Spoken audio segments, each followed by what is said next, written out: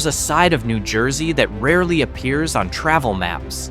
A place where dusty roads cut through pine forests and morning fog hides the remnants of homes that once rang with laughter. Behind the towering trees of the Pine Barrens lie towns whose lives ended far too soon. It's not just stories of failed mines and factories, but also tales of tragedy, floods, wars, and even rumors of portals to other dimensions. New Jersey has its own ghosts, not to frighten, but to be remembered. Sometimes, the most fascinating part of a place is what people leave behind.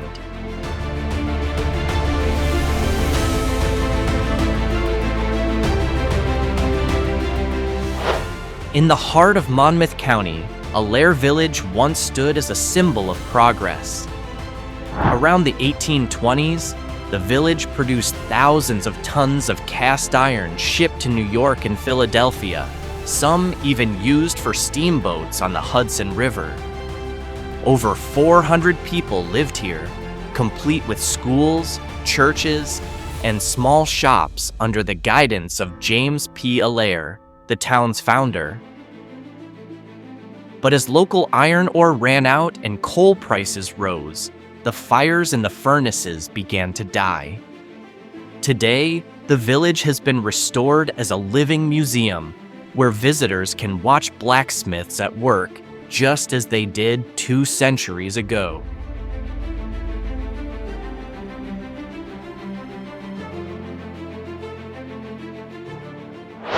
Founded around the 1830s, this ghost town thrived thanks to the Morris Canal, a key route for transporting coal and iron.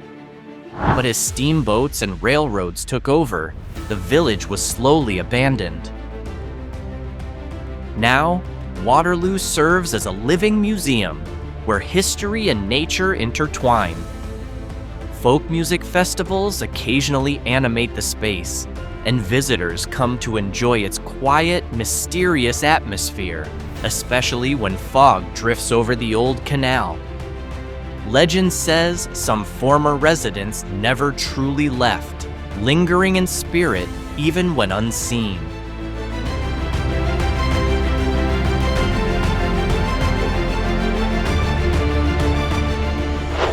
This village once stood deep in the Pine Barrens, a vast area famous for mystery, including the legend of the Jersey Devil. But before the tales, Atsion was known as an early 1800s iron production hub. Henry Drinker built the Atsion Iron Works to take advantage of the iron-rich swamps around it. When resources dwindled and cheaper iron came from elsewhere, Atsion slowly sank into decline. Today, all that remains are old buildings, a small white church, the ruins of the factory, and a serene lake. Now part of Wharton State Forest, Atsion stands as a quiet witness to a vanished industrial past.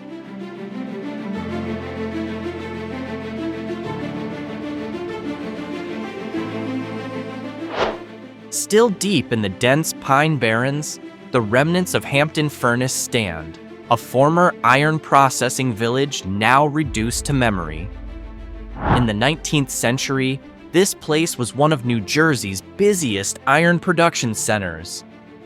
The clanging of hammers, the heat of the furnaces, and the bustle of workers once filled the air.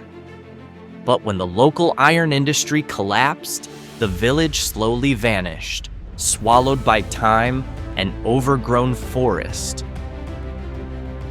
Interestingly, it's said that Hampton Furnace was once used for secret experiments during World War II, though there's no strong evidence.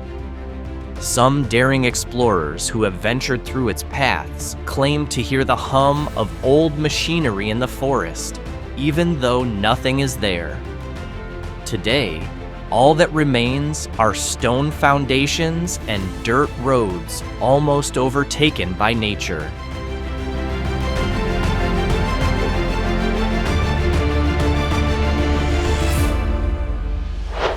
One place in New Jersey that lives between two worlds, past and present, is Batsto Village. Located in the heart of the Pine Barrens, the village was established in 1766 as a center for iron and glass production. Imagine a quiet forest home to a community that once manufactured war supplies for the American Revolution. As resources dwindled and modern industry expanded, Batsto gradually faded. What's remarkable is that Batsto is one of the best preserved ghost towns in the United States.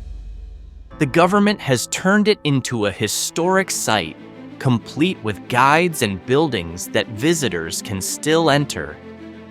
Rather than being eerie, Batsto feels like an open-air museum where every wall whispers stories of the 18th century prosperity.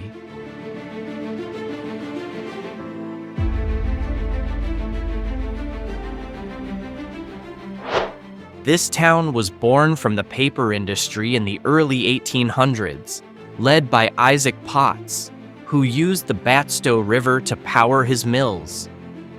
Imagine a busy factory and worker housing standing where now only moss and brush grow.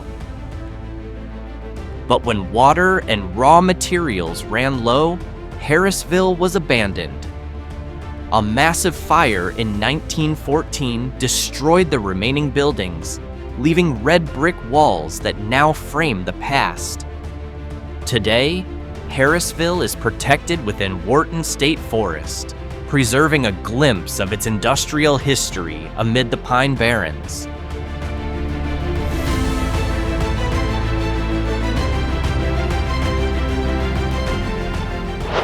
The name sounds like a joke, but this town has a long and unique history.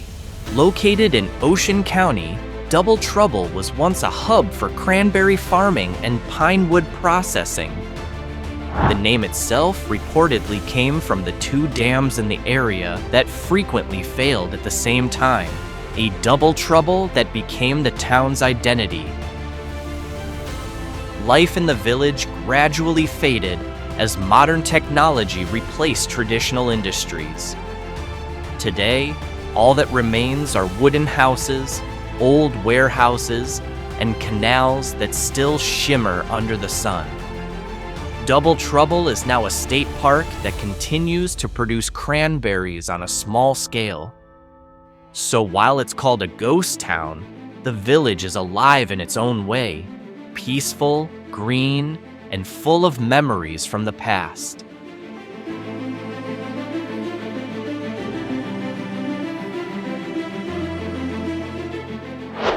A historic ruin on the banks of the Great Egg Harbor River, Weymouth Furnace once pulsed with the sounds of molten iron and heavy hammers. This was the center of iron smelting in the Pine Barrens from the early 1800s. But, like many industrial towns in the area, its glory didn't last.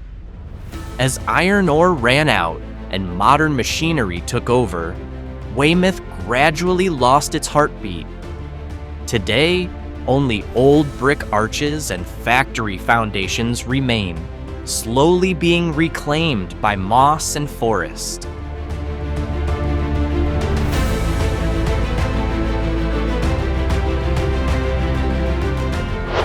A small town that feels frozen in time, Walpack once thrived peacefully along the Delaware River, surrounded by fields and old farmhouses. Everything changed in the 1960s when the government planned the Tox Island Dam project. Hundreds of families were forced to leave, homes were abandoned, and streets went silent. Ironically, the dam was never built. Walpack became a permanent ghost town, an entire town erased by a failed plan. Today, it exists within the Delaware Water Gap National Recreation Area. Residents, only a handful remain, but if you visit, the atmosphere feels like 1970. Quiet, yet charming in its simplicity.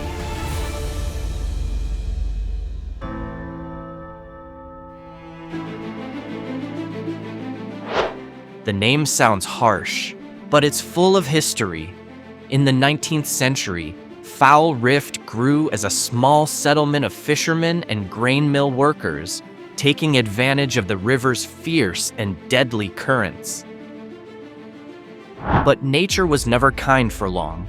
Flood after flood destroyed homes and livelihoods. After a massive flood in 1955, the residents gave up. The village was abandoned for good. Today, Foul Rift exists only as remnants of foundations and bricks along the riverbank.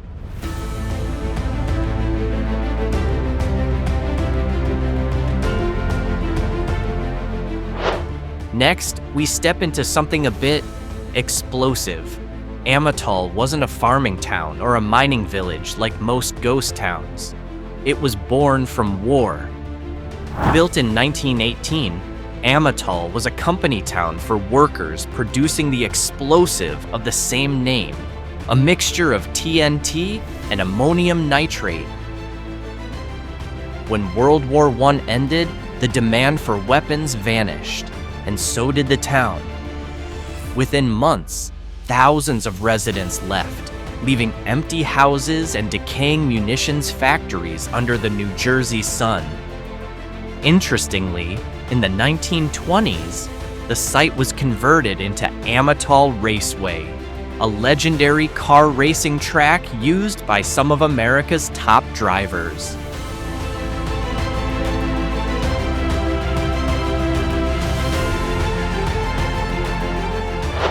Feltville is more than an empty village. It's a small mirror of the American dream cycle. Founded by David Felt in 1845, it was originally called Feltville Village, or sometimes the Deserted Village. Imagine a full community in the middle of Union County forests, complete with a school, church, and paper mill. But after the mill closed, workers left, and the village slowly decayed.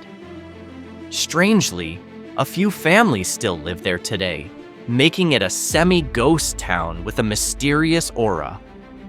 Fun fact, every Halloween, the local authorities open Feltville for night tours as a haunted village.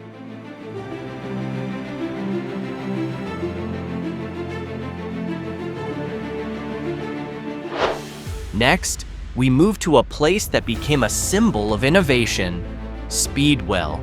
Located in Morristown, this small town was once called the birthplace of the telegraph. In 1838, Samuel Morse and Alfred Vail sent the world's first electric message here, a moment that forever changed how humans communicate.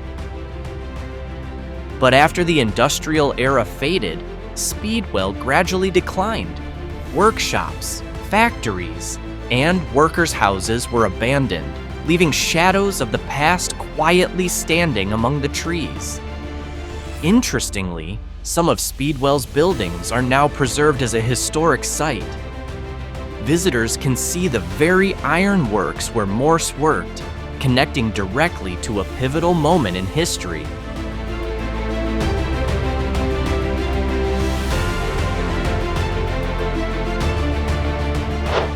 A nearly forgotten ghost town in New Jersey, Aten was located in Salem County. In the 19th century, it was just a small farming community, thriving along trade routes and fertile marshlands. No mines, no major factories, just a simple village with a few wooden houses and a tiny church. Over time, as transportation routes shifted, Aten was slowly abandoned. Today, little remains except for stone foundations and faint local stories. Interestingly, Aten is often called a forgotten ghost town because it barely appears in state archives, as if even history hesitates to confirm its existence.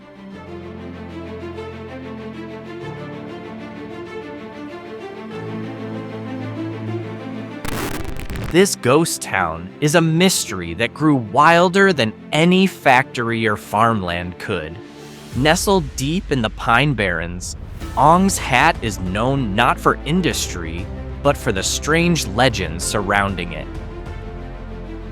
The story begins in the 18th century, when a man named Ong supposedly tossed his hat into the air.